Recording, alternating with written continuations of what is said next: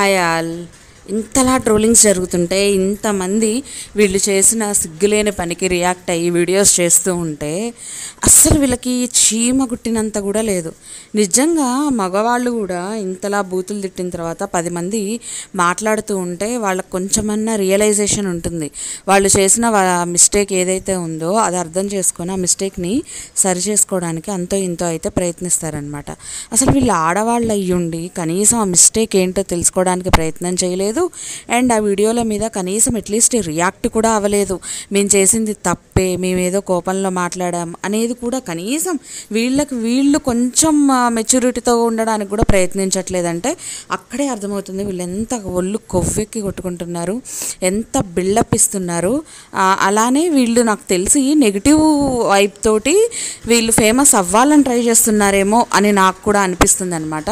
ఎందుకంటే నెగిటివ్గా ఉండి కూడా ఛానల్లో వ్యూస్ అండ్ సబ్స్క్రైబర్స్ని పెంచుకునే వాళ్ళైతే ఉన్నారు కదా. సో అలాగే వీళ్ళు కూడా అదే స్ట్రాటజీ ఫాలో అవుతున్నారేమో అని నాకు అనిపిస్తుంది. లేకపోతే చీమ కుట్టినట్టు కూడా ఉండదా ఫ్రెండ్స్? ఒక ఆమె ఏమో ఓవర్ ఎక్స్పోజింగ్ చేస్తుంది, అసలు మొగుడుకు చూపించాల్సినవి అన్ని మంది మొత్తానికి చూయించేసి పైగా నా ఇష్టం నాది ఇదని ఎదవ ఎక్స్పోజింగ్, ఎదవ వేషాలు. ఎన్ని కామెంట్లు వచ్చినా వీళ్ళకి నిజంగా కామెంట్లు కనీసం డిలీట్ చేద్దామనే సెన్స్ కూడా ఉండదు, లేకపోతే కామెంట్లు డిలీట్ చెయ్యొచ్చు అనే ఆప్షనే తెలియదు. మరి నాకైతే అర్థం కావట్లేదు. పైగా మళ్ళీ వాళ్ళ దాని మీద రియాక్టింగ్ వీడియోస్ ఒకటి, అంటే ఎవరైనా ఏదైనా అనగానే వాళ్ళ మీద దుమ్మెత్తిపోయడానికి రెడీగా ఉంటారనమాట.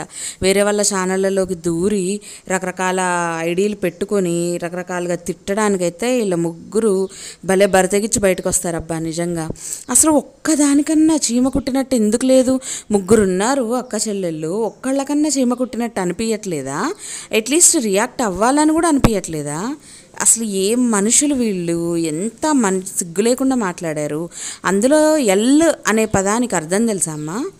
అంటే మీ ఇంట్లో ఆ బూతులతోటే మీ ఇంట్లో నేర్పించారా? ఆ బూతులు తప్ప మీకు వేరే ప్రపంచం అనేది లేదా? ఆ బూతులు మాట్లాడితేనే మీ ఇంట్లో వాళ్ళు మనుషుల కింద జమ చేస్తారా? నీకు ఇంకా మెచ్యూరిటీ రాలేదమ్మా, నువ్వు ఇంకా సంపాదించాలంటే సంపాదనతో మెచ్యూరిటీ వచ్చేంత ఎదవ నాలెడ్జ్ నీకుందని నేను ఇప్పుడే ఫస్ట్ టైం తెలుసుకున్నాను. అంటే సంపాదిస్తే మెచ్యూరిటీ ఉన్నట్టు, సంపాదన లేకపోతే మెచ్యూరిటీ లేనట్ట. నీలాంటి దిక్కుమాలిన దానికి అడ్డదారిలో సంపాదించే వాళ్ళకి మెచ్యూరిటీ లేదు అంటే నమ్ముతామేమో, కానీ మీరు చేసే ఎదవ ఫ్రాడ్ బిజినెస్కి అంతంత రేట్లకి అవతల వాళ్ళు జస్ట్ పెట్టిన లైట్ కామెంట్కి ఆ బూతులు, ఆ మాటలు, ఆ వల్గారిటీ, ఎంత వేషాలు అసలు నాకు అర్థం కావట్లే. ఇంకా చాలా కంప్లైంట్స్ వస్తున్నాయి నీ మీద. పికిల్స్ ఆర్డర్ పెట్టి 3 months అయినా సరే నువ్వు ఇప్పటిదాకా పికిల్స్ ఎందుకు పంపించలేదు? అంటే ఆర్డర్ పెట్టినా సరే పికిల్స్ పంపించలేనంత బిజీలో మీరు ఏం చేస్తున్నారమ్మా? అవి చేసి పెట్టడము, అవి సేల్ అవుతాయో లేదో తెలియదు, కానీ తీరా ఆ డబ్బులు పే చేసిన వాళ్ళ దగ్గరికి వెళ్ళేసరికి ఏమో చక్కగా బూజొచ్చేస్తుంది. అసలు మిమ్మల్ని నమ్మి ఆర్డర్ చేసుకుంటున్నందుకు మమ్మల్ని మేము అనుకోవాలి నిజంగా. అసలు కొంచెమన్నా ఇప్పటికైనా మీ బిజినెస్ డల్ అయ్యి ఉంటుంది కదా. ఇంత నెగిటివ్ వస్తున్నా సరే మీ బిజినెస్ అనేది డల్ అయిపోతుంది కదా. రేట్లు మీరు ఎంత తగ్గించినా మీ బిజినెస్ ఖచ్చితంగా డల్లే అవుతుంది. ఎందుకంటే వన్స్ రిమార్క్ పడ్డ తర్వాత ఆ బిజినెస్ మళ్ళీ ఇంతకు ముందులాగా లేవడం అంటే చాలా కష్టం. అసలు ఒక బిజినెస్ అయినా ఒక ఛానల్ అయినా ఏదైనా సక్సెస్ అవ్వాలంటే దాని వెనుక చాలా కష్టం ఉంటుంది. ఆ కష్టాన్ని కూడా మీరు తొక్కలో వేసినట్టు ఈజీగా మీకు వచ్చి చచ్చింది. యూట్యూబ్లో మీ అదృష్టం ఏంటంటే మీకు కుక్క తొక్కనో నక్క తొక్కనో తొక్కారంటారు కదా, అలాగా మీకు అదృష్టం అనేది 2-3 నెలల్లోనే గట్టిగా పట్టేసుకుందనమాట. అందుకోసమని మీరు చాలా రకరకాల వేషాలు వేస్తూ హిట్ అయ్యి ఇక మీకు కష్టం అనే విలువ తెలియకుండా అయిపోయింది. అంటే ఈజీ సబ్స్క్రైబర్స్ కదా మీకు వచ్చింది. సో మీకు కష్టపడి ఎలా సబ్స్క్రైబర్స్ని తెచ్చుకోవాలనేది మీకు తెలీదు. అందుకోసం అని చెప్పేసి అడ్డదారులు తొక్కుతారు, అడ్డమైన మాటలు అంటారు.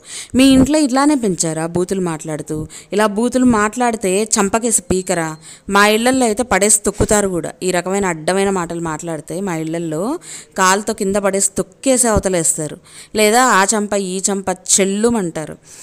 అలాంటివి ఏవి మీ కొంపలో లేవా?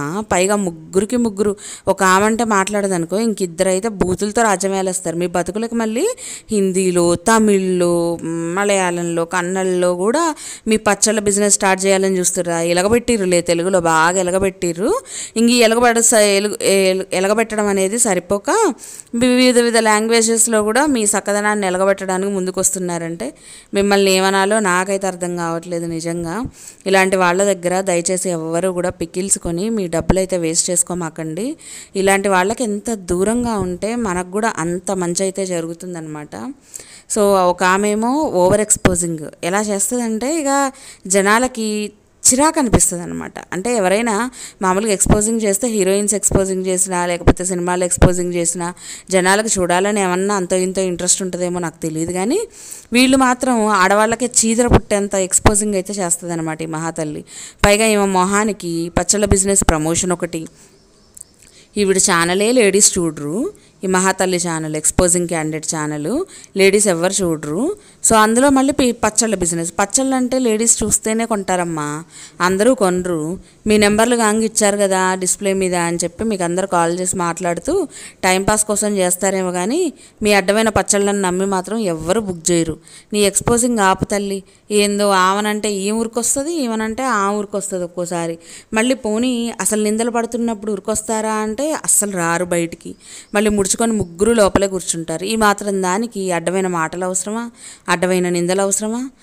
అడ్డగోలు మాటలు అవసరమా? ఇవన్నీ అవసరమా చెప్పండి? అసలు కొంచెమన్నా సెన్స్ లేకుండా బిహేవ్ చేశారు. నిజంగా చాలా తప్పది. ఇప్పటికైనా మేము ఆడవాళ్ళం, మాకు ఒక పద్ధతి అనేది ఉండాలి అనేది తెలుసుకొని దానికి తగ్గట్టు మీ బిహేవియర్ మార్చుకొని మీరు కరెక్ట్ వేలో మీ పచ్చళ్ళు కరెక్ట్గా తయారు చేసి అమ్మితే తర్వాత అయినా మీ బిజినెస్ బాగుపడుతుంది. కానీ ఇదే విధంగా వ్యవహరిస్తూ మొగాన ఆడన అని తేడా కూడా లేకుండా నోటికొచ్చిన అడ్డమైన మాటలు మాట్లాడుతూ ఉన్నారు అంటే ఇంకా మీ సిగ్గులేనితనానికి చూసి మీ నోర్లు మూసుకోవాలంతే మీ దెబ్బకి. సో ఇది ఫ్రెండ్స్ వీళ్ళ బతుకులైతే. నాకు అనిపించింది నిజంగా పాపం మన దాంట్లో కూడా ఒకళ్ళు పెట్టారనమాట, వాళ్ళ కస్టమర్ అంట. 3 months అయిందంట ఆర్డర్ పెట్టి, ఇంతవరకు అయితే డెలివరీ కూడా కాలేదంట. సో ఇలా ఎంతమంది, ఒకళ్ళిద్దరు కాదు, ఇప్పుడు మన ఛానల్కి వచ్చిన కొత్తమంది మాత్రమే ఈ విషయం తెలుసు, కానీ బయటికి రాలేని వాళ్ళు ఇంకెంతమంది ఉంటారో మీరు అర్థం చేసుకోండి. కొంతమంది మాత్రమే బయటకు వచ్చారు, బయటికి రాని వాళ్ళు కూడా చాలామంది ఉండుంటారు. సో వాళ్ళందరి బాధ ఇంకెవరు తీర్చాలి, ఎవరు ఎంతమంది మోసపోయారో ఇక వీళ్ళకే తెలుసు, అక్క చెల్లెళ్ళ మొహాలకే తెలుసు అనమాట. ఇకనైనా ఇలాంటి దరిద్రుల దగ్గర పచ్చళ్ళు ఆర్డర్ పెట్టుకోవడం మానేసేయండి, అవసరం కూడా లేదు. పోతే పోయింది, ఒకసారి దరిద్రం పోయింది అనుకోండి, మనకున్న దరిద్రం ఏదో వాళ్ళకి పట్టేసిందని మనం సాటిస్ఫై అవ్వాలి. ఆ పచ్చళ్ళు తెచ్చుకొని తిని అనారోగ్య పాలు అవ్వడం తప్ప ఇంకేమీ ఉపయోగం లేదు. సో కింద రాసే వీళ్ళ వల్గర్ కామెంట్లు కూడా చాలా దరిద్రంగా ఉన్నాయన్నమాట. సో వేరే వాళ్ళ ఛానల్లో వీళ్ళకి కామెంట్ పెట్టినప్పుడు దాని కింద మళ్ళీ వీళ్ళు రివర్స్ కామెంట్ అయితే పెట్టారనమాట. చాలా బూతు పదం, అది మన నోటి నుంచి మనం అయితే మాట్లాడలేము, అలా మాట్లాడడానికి కూడా నాకు ఒప్పుకోదనమాట మనసు. సో అంత దరిద్రమైన లాంగ్వేజ్లో వీళ్ళు ఆన్సర్స్ అయితే ఇస్తున్నారు. కాబట్టి మీ అందరికి అర్థమై ఉంటుంది వాళ్ళ పెంపకము, వాళ్ళ కొంప ఎలా ఉంది. అసలు వాళ్ళ పెంపకం సరిగ్గా ఉంటే ఈ రకంగా అయితే మాట్లాడరు, పెంపకం లేక ఈ రకంగా అయితే మాట్లాడుతున్నారు. సో దాన్ని బట్టి మనం అయితే అర్థం చేసుకోవాలి. దుష్టులకి దూరంగా ఉండడం చాలా మంచి పని అని మన పెద్దలు ఎప్పుడు చెప్తుంటారు. సో ఇలాంటి దుష్టులకి మనం కూడా దూరంగా ఉంటే బెటర్ కదా, నా ఫీలింగ్ అయితే అదే. సో మీరందరూ కూడా అలాంటి దరిద్రుల దగ్గర పచ్చళ్ళు కొనడం మానేసి ప్రశాంతంగా మంచి వాళ్ళ దగ్గర రూపాయి ఎక్కువైనా సరే వాళ్ళ దగ్గర కొనుక్కోవడం బెటర్.